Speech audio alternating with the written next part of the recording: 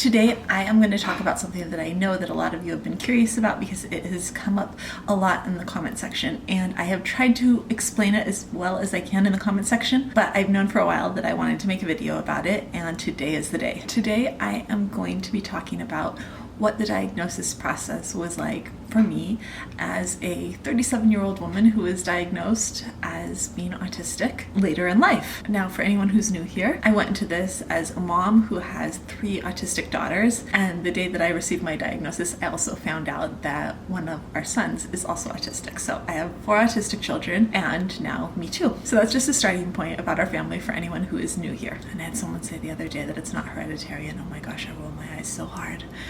Anyways, for me, I had wondered for a long time. I always felt different or weird.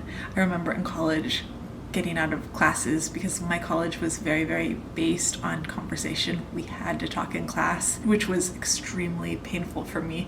By the end of my first year in college, I really felt like I should have gone to a bigger college where I just needed to sit in class and take tests, because tests I could do every time I would leave class where I would have to talk. I would walk out of class and think my brain is different from every other person here. And that was never more clear than collegiate seminar, which was this class that our school had where we would read the classics. So we would read the Odyssey and the Aeneid, and it depended on the year. There was the Greek classics and Roman Christian medieval thought and up to 20th century classics. And that was especially where I would just feel like my brain didn't work like everyone else's. It felt like that at other times in my life, but we would be reading the same exact thing. Everyone else in the class would say what they got from the reading, and I would just be sitting there like, did I even read the same chapter? It felt like I had read something totally different because I had taken something totally different from what we had all read. And in college, in sophomore year, I went through a time when I was very, very depressed, and I was diagnosed by a psychiatrist with dysthymia. I think because I really wasn't honest about how depressed I am. Dysthymia, the way the psychiatrist explained it to me, was like long-term high-functioning depression, sort of. At least that's how he explained it to me. I'm not sure how accurate that was. I'm not sure how accurate any of it was, mostly because I think that I was so good at masking that how accurate could it be for him when I wasn't gonna say how depressed I really was. I was good at putting on a mask. Sorry, I am going to start with a little bit of history, so you know that where I'm coming from going into this diagnosis and what the process is like. Hopefully that doesn't drive anyone too. I know people in the signs of autism didn't really love having history, so I'll put a timestamp for when I actually literally go into the exact process down below, so that anyone who wants to skip ahead for that can, for anyone who doesn't want the backstory of why I thought I might want a diagnosis. And I'm just very briefly going to go into my prior diagnoses here. While I was seeing the psychiatrist, I was diagnosed with dysthymia, which I already mentioned, PTSD, and OCD. It seemed accurate. I didn't really know anything at all about autism. I mean, you didn't hear much about autism. This would have been 2001. Life went on. I took antidepressants for a while. I got married a few years later.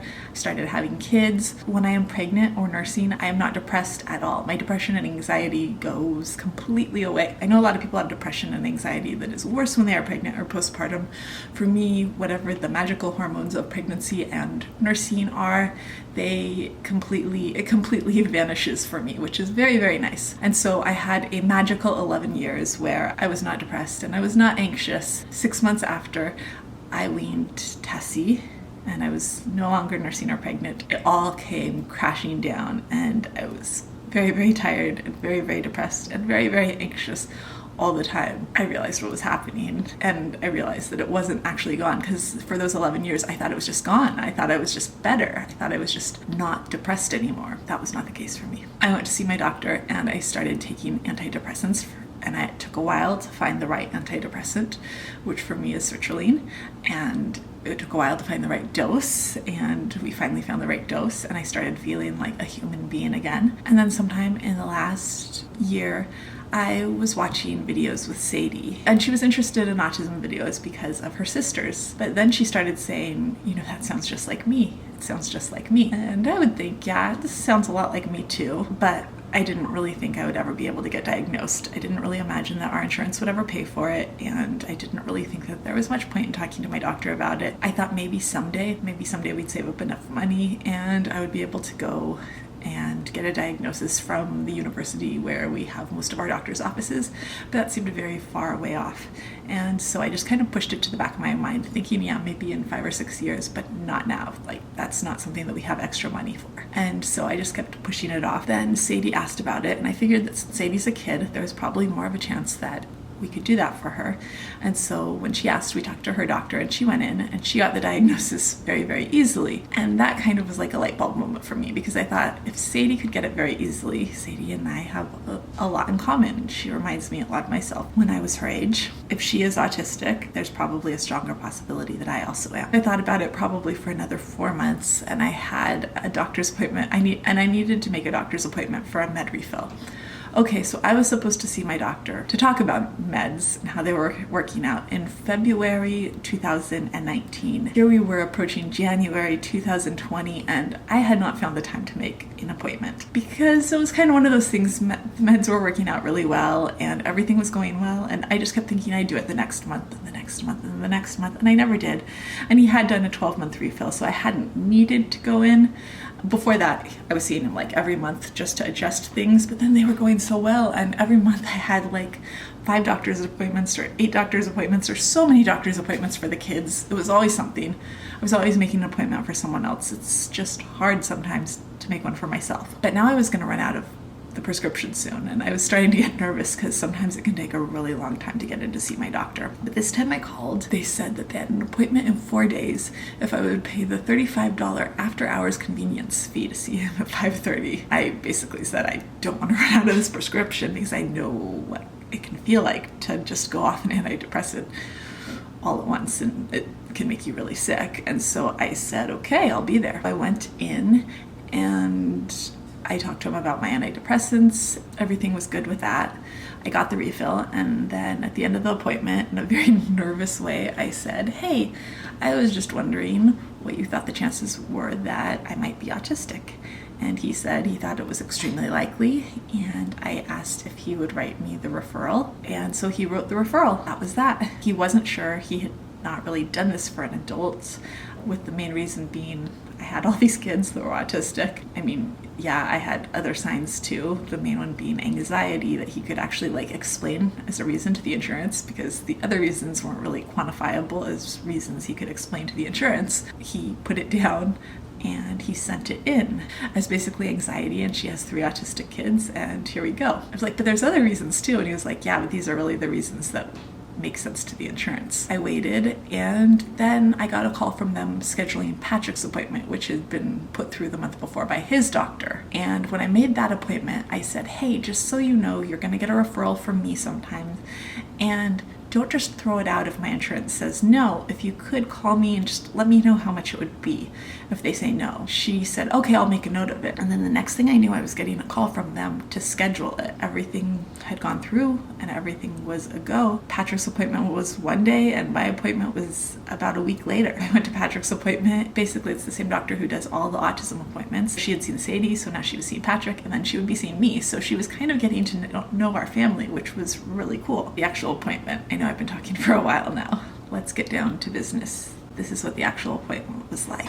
On the day of the appointment, I was so nervous. I went in and I filled out some paperwork. I went to the back with, not the doctor, with basically someone who administers a whole bunch of paperwork tests and computer tests. It was a young woman. She brought me back there and started giving me just all sorts of different tests. I was being put through like a full neuropsych evaluation. So they gave me this one test, the Minnesota test, which is just like a gigantic, it has a different name. Part of it's Minnesota. So if you look up Minnesota psychology test, I'm sure it'll come up. It's just all sorts of different tests that it rules out different psychological disorders, I guess. It asks many questions, and it takes a really long time to do. But then there were other questionnaires that they gave me that were like, there was a math test, and during the math test, the person that was in the room typed really loudly the whole time, and I wasn't sure if the math test was the actual test or if the typing was the test. I was trying to figure out if it was they're seeing if I was good at math or if they were seeing how distractible I was. I could do everything but the last problem. I could not remember how to do quadratic equations from high school, at least not without a calculator. There were some weird questions that just surprised me. Questions that were historical questions. Who was Gandhi? What do different words mean? Can you define this? Can you define that? Can you spell this? Numbers forwards and backwards, putting blocks in different shapes to copy shapes, and I finally got the hardest one at the very last moment. I was very proud of myself for that.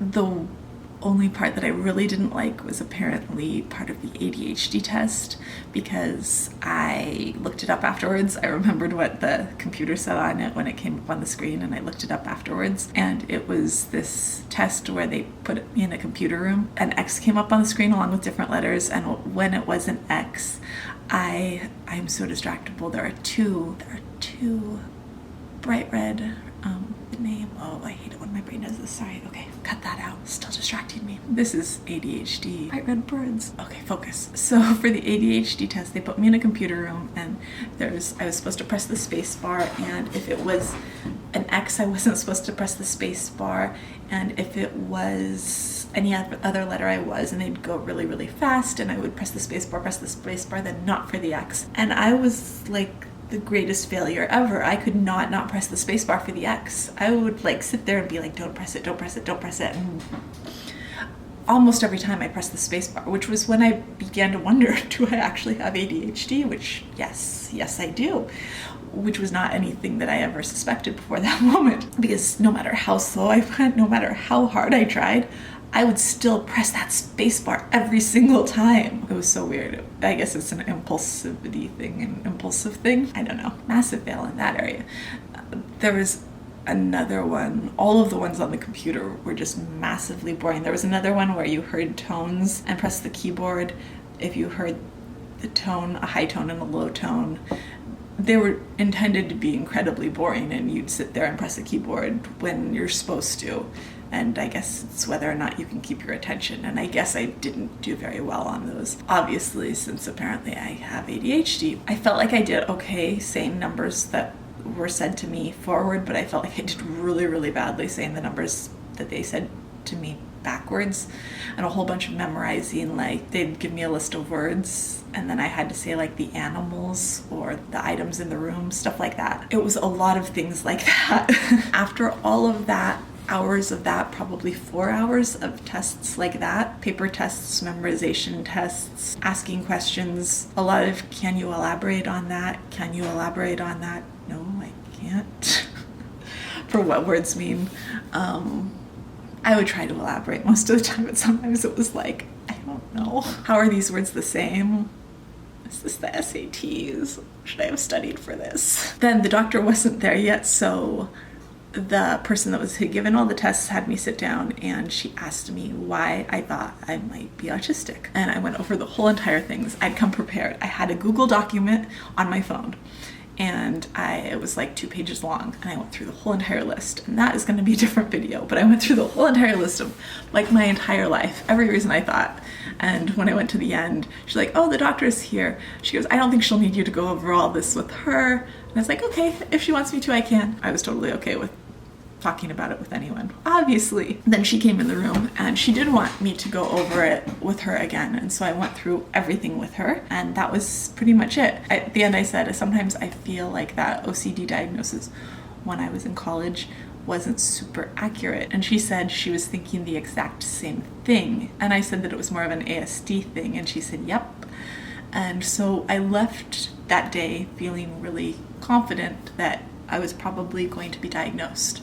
And it was like 2 or 3 weeks until I would be coming back for the results. I'd been there for about 5 hours of testing altogether by the time I left. That was what testing was like for me. I know it's different for other people, that they go through more than one day, but this is what it was like for me. Oh, and I also did take the Autism Quotient. The first test that they did have me take, I can't believe I left this out before this, was that they did have me take the Autism Quotient test, which I had taken before online and which I'd scored very, very high on. Actually, I think I took it on this channel before. So I took the Autism Quotient test also while I was there, but it was mostly based on the interview, and then I guess it was also based a lot on the answers to those other tests. Like she said, it made sense when I got my results, it made sense based on comparing my language skills to my visual skills. Like my language skills were in the 91st percentile, but I guess my visual skills were in the 80th percentile. And while that's still high, she said that that was a big gap between them. I don't really understand it. I still haven't gotten my results back in writing because they weren't back from dictation, so I'm excited to see those when they actually come in. Anyways, this is getting very, very long, I know. And that was how I was diagnosed with autism. I know it varies from place to place, but that was what the process was like for me here. 2 videos that I'm planning to do on the next couple of Fridays. I want to do one where I talk about genetic testing, why we decided to do it, how it came to be, because there have been a lot of questions like that. The big testing we got done was actually because of Tessie's central apnea and her hypoventilation, not because of autism. And that's how Paul and I actually got tested and found out that we both have the same rare, weird genetic mutation. Although I think that's definitely relevant to our family's neurodiversity. I also do definitely want to talk about that list on a different day and go more in depth into that I gave them about the reasons that I suspected that I was autistic. Anyways, but that was what the actual process was like for those of you who wondered. I hope that helps. Anyways, that is it for today. If you like this video, we'd love it if you give it a thumbs up. And if you're interested in all things autism, we'd love it if you did subscribe. And I'll see you tomorrow. Bye.